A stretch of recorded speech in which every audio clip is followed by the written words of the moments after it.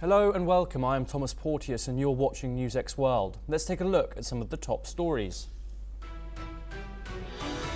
The White House says Trump will decide within 2 weeks whether to join the Israel-Iran war.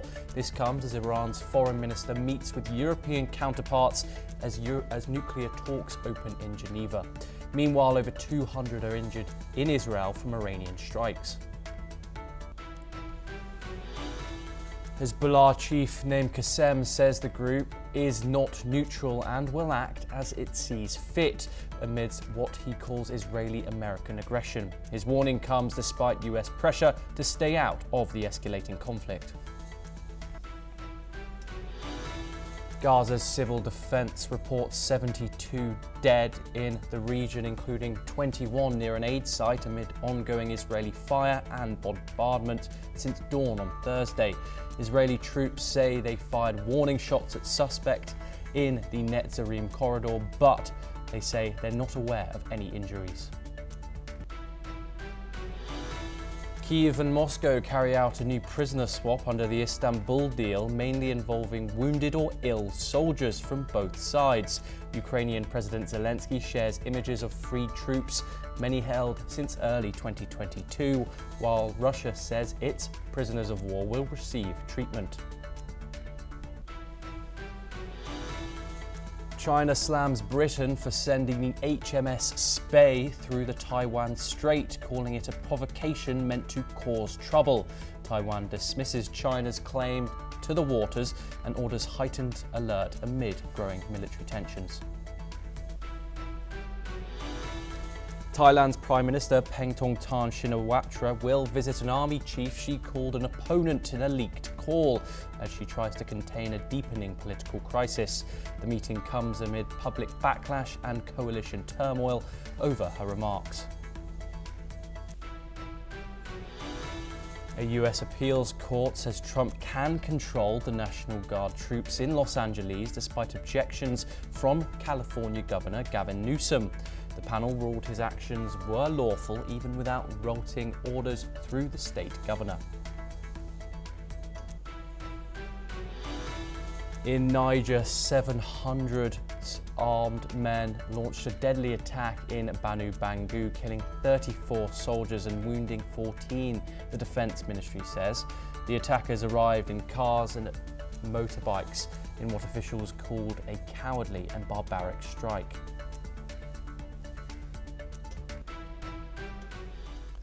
For our top story, we move to the Middle East. Israel and Iran's conflict has entered day 8 with missile strikes. In the latest developments, sirens echoed across southern Israel after missiles were launched from Iran. The Israeli army confirmed multiple projectiles were detected.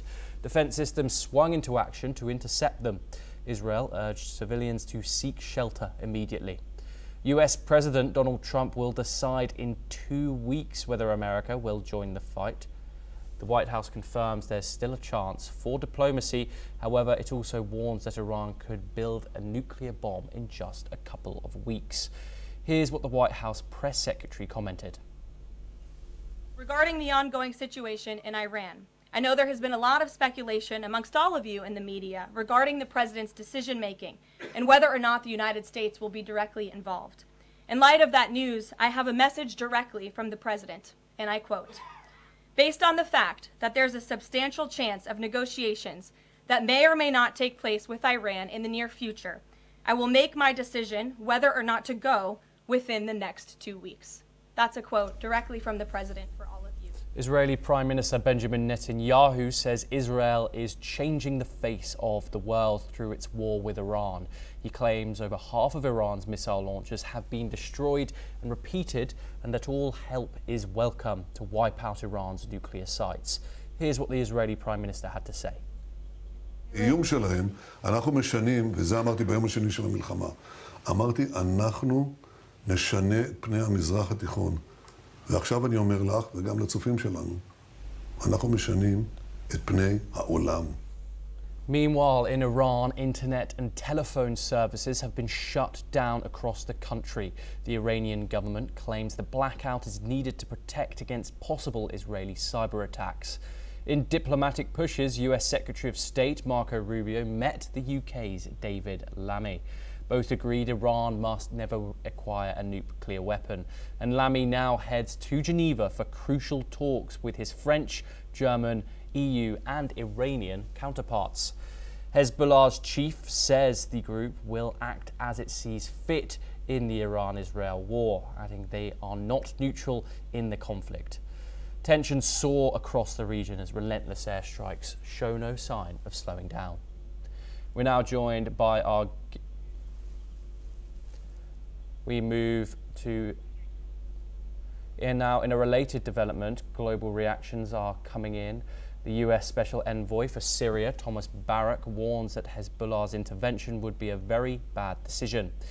UK Prime Minister Keir Starmer calls for de-escalation, saying the nuclear issue should be handled through negotiations.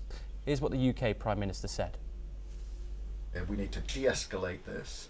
Yes, the nuclear issue has to be dealt with, but it's better dealt with by way of negotiations than by way of conflict. And therefore, our clear objective here is to de-escalate the situation.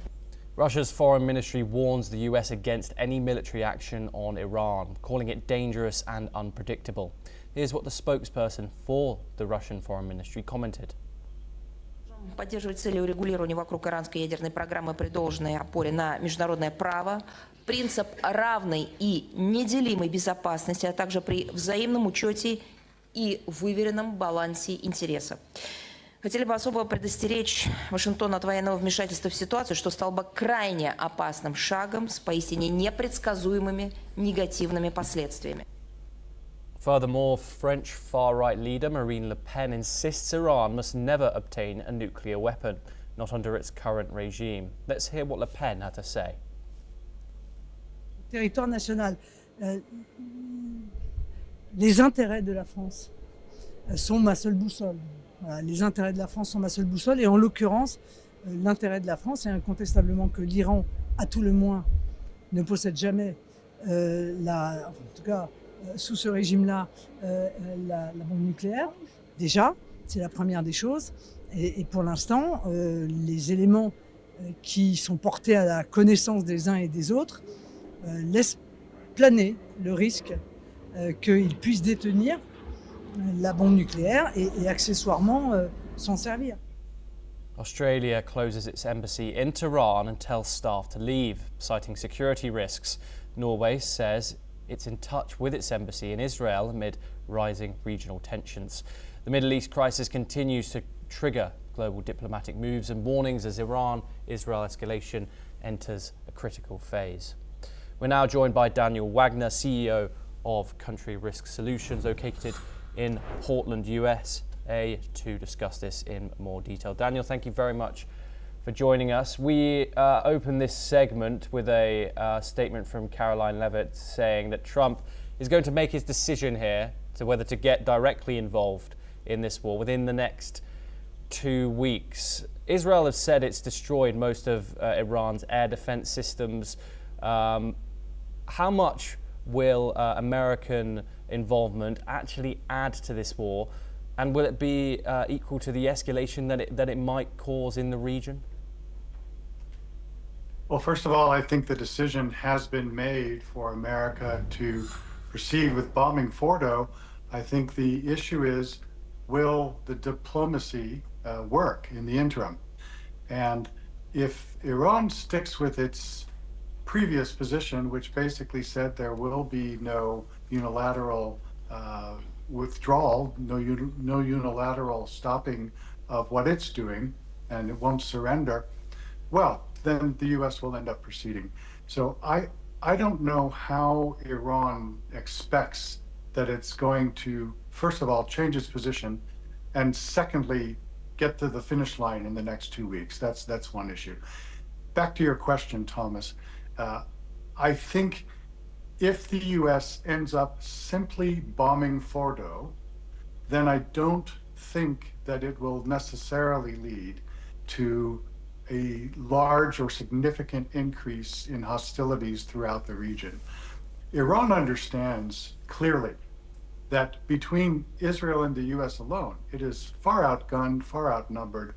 So it would be suicidal to actually, make this worse by attacking US bases. And it wouldn't be successful anyway, because all those bases have very good air cover. They've got the THAAD and the Patriot missiles to protect them. So, I don't know what they would hope to accomplish on that basis.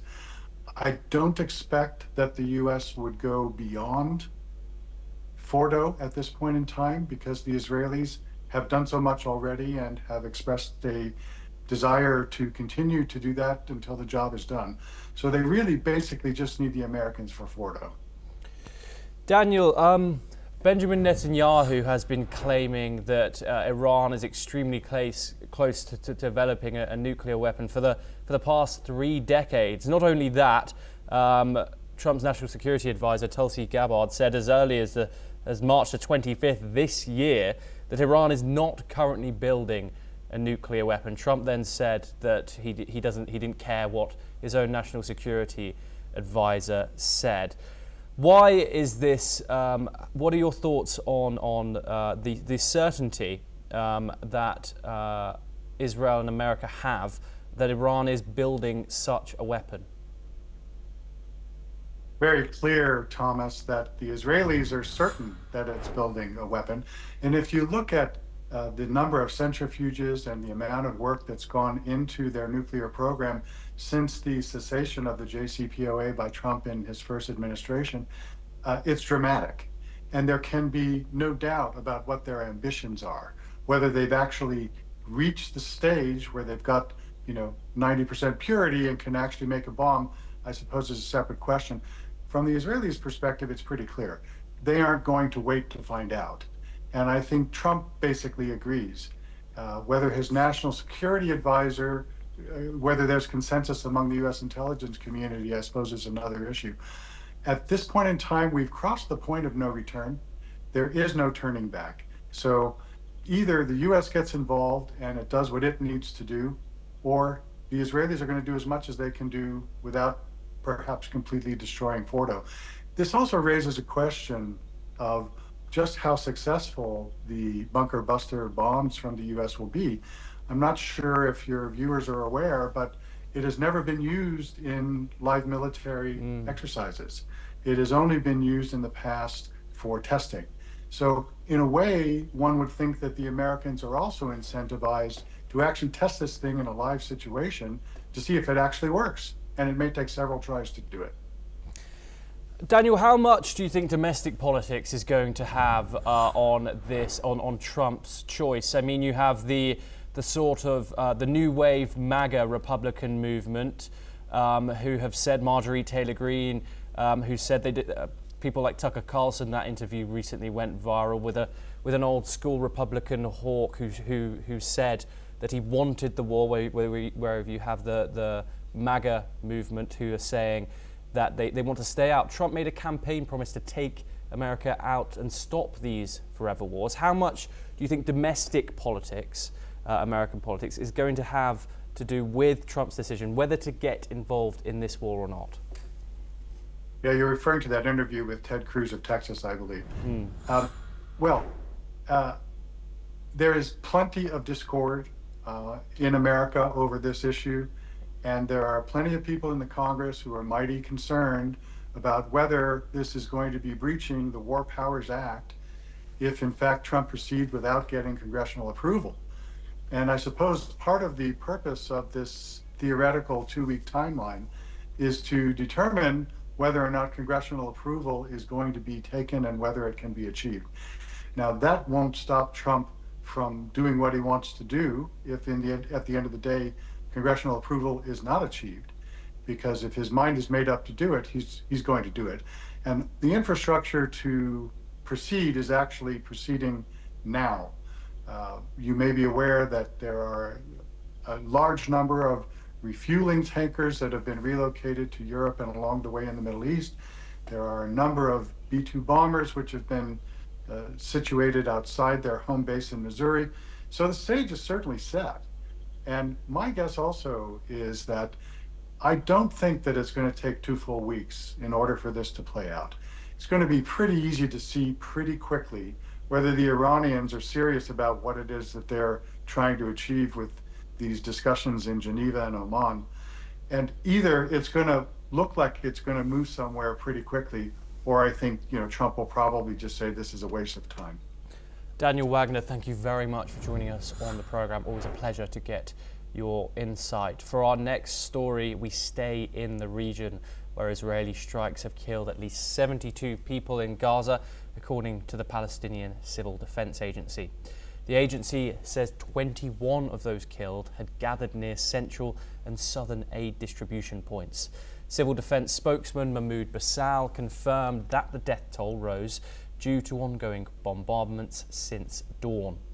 In Netzarim, where 15 people were reportedly killed while waiting for aid, Israeli troops fired what they called warning shots at suspects. The Israeli army claimed they were unaware of any injuries, despite reports of mass casualties from the ground.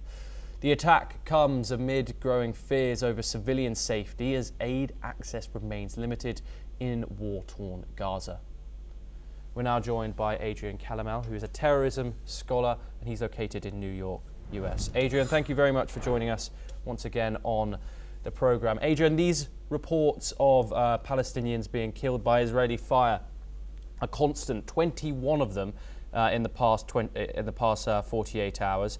Israel has once again denied opening fire on people getting aid. It said it's unaware of these warning shots and unaware of any injuries at all. How do independent tallies keep arriving at mass casualty figures if the IDF isn't targeting civilians, as it says it's not? Well, thank you for having me, Thomas, and good morning to all your viewers.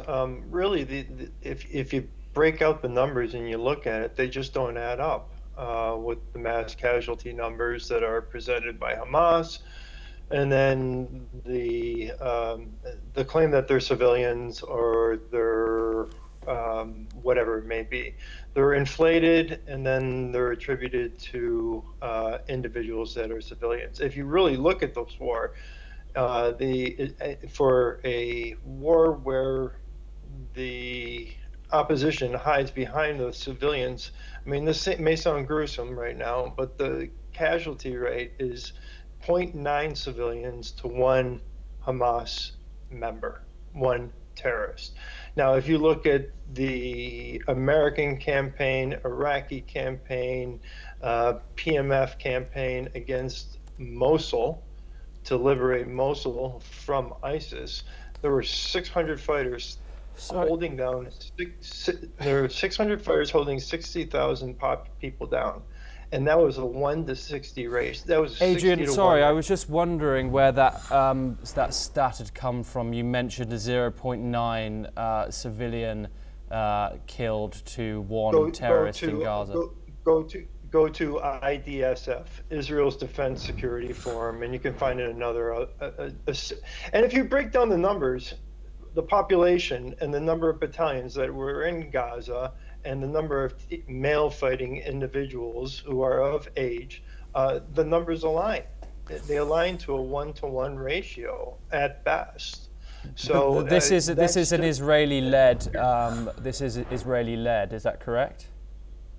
That side is, but if you just look at, go to individuals, I can cite different individuals in different places, but if you look at the civilian, the population there, then the number of deaths that are actually verified, once all the disinformation and misinformation has gone away, and this takes time and this takes process to go through that because there's so much floating out there in the ether. But once it's confirmed, what it comes back to is that there's a 1-to-1 civilian ratio essentially in Gaza. Adrian, I'm sorry to interrupt you again, but the point is Israel isn't letting international agencies into Gaza. It's not letting international press. It's not letting the United Nations into Gaza.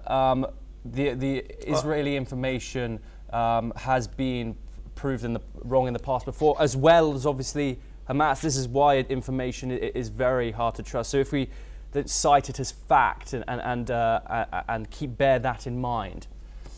Yes, but when we're letting in, what news agencies are we letting in? The one that's going in is Al Jazeera, and how many members of Al Jazeera were actually actual members of Hamas? There are quite a few. Okay, how many members of UNRWA, UN workers, were members of Hamas? One holding a hostage. All right, who is holding the aid hostage? Who do I see riding in on flatbeds when it does come in, or the warehouses that are raided? They're using food as a weapon, which has been done over the years. It was done in Somalia. It's been done in Sudan. It's been done in Ethiopia during the 1980s, and Hamas is doing that there. If people really want a hope for the Palestinians, Hamas needs to be removed completely. And what active war zone are people allowed to stay in that war zone?